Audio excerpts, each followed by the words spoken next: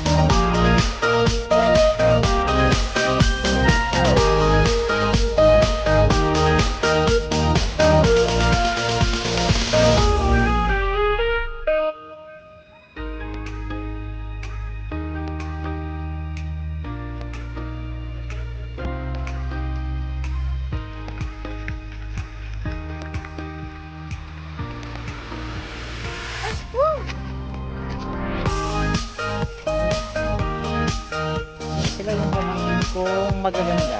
Hi, Mia sa kasi. Say hi. Kasama.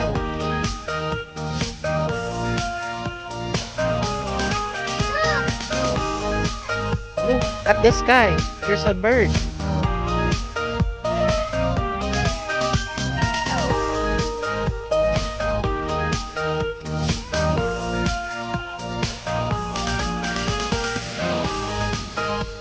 Kaya sila po yung mga model ng palay.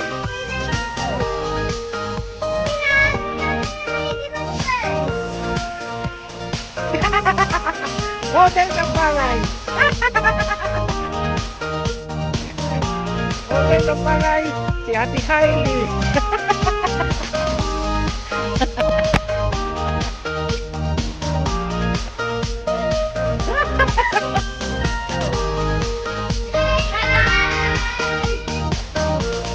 This is Red Channel. Ito yung sinapit namin dahil kay Bagyong Ulysses. Ayan. So ito, welcome to or I love Halayhayin.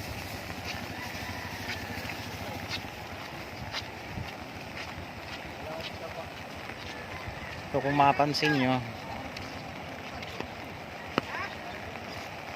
yan yung ilan sa ating mga kababayan maglalakad. Isa na siguro ako dun guys sa mga masasabi kong malakas ang loob na lumusong dito para makakuha lang ng live update.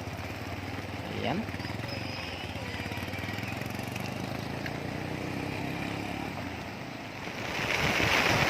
Kailangan nating mag-pack up.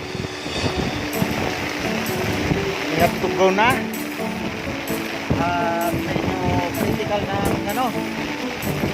Medyo critical ng sitwasyon dito ngayon. So lalong lumakas yung ulan.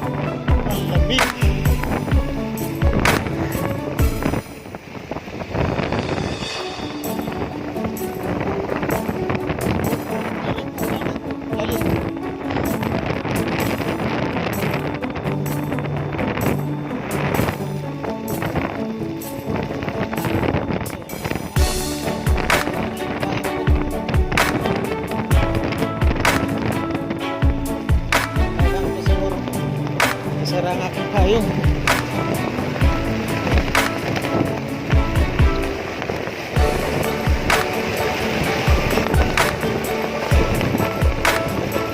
Hindi. Matira matibay.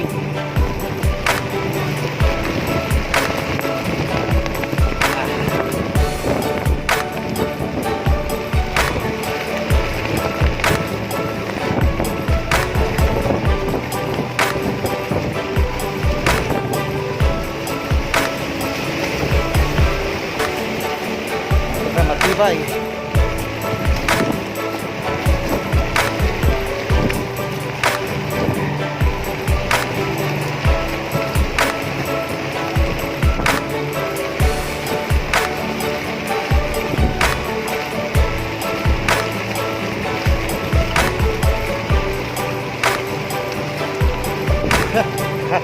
Ang lamig.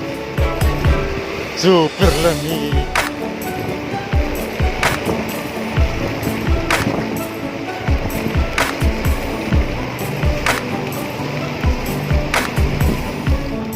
So mga idol, pagkaraan nga ng 2 buwan, ito binalikan natin ang lugar ng Sitio Sinarol dito sa may Halayhayin, upang i-share sa inyo ang kaganapan or ang kasalukuyang sitwasyon dito sa Sitio Sinarol. Mga idol, na itong lugar na to, dito kami nagja-jogging tuwing umaga. Ayan, kung makita nyo, dito kami nagja-jogging tuwing umaga o kaya hapon naman. So maganda kasi itong lugar na to mga idol sa pagja-jogging dahil napakasariwa ng hangin. Presko talaga ang hangin sa lugar na to. Nasa gitna to ng napakalawak na palayan. Ayan, kung matatanaw nyo mga idol. So ngayon, ang palayan na to naman ay ito yung mga inaasahan ng karamihan sa mga mamayan dito sa Barangay Siniloan or dito sa Sitio Sinarol, dito sa may Barangay Halayhayin pala, sorry, Barangay Halayhayin, Siniloan, Laguna. Ayan. So pakita ko lang ang kabuuan itong palayan na to mga idol. So malawak to mga idol. Ayan. Napakalawak ng area na to. Kung anong lawak nitong palayan na to mga idol, nung panahon ni Ulysses, talagang tubig ang matatanaw mo dito.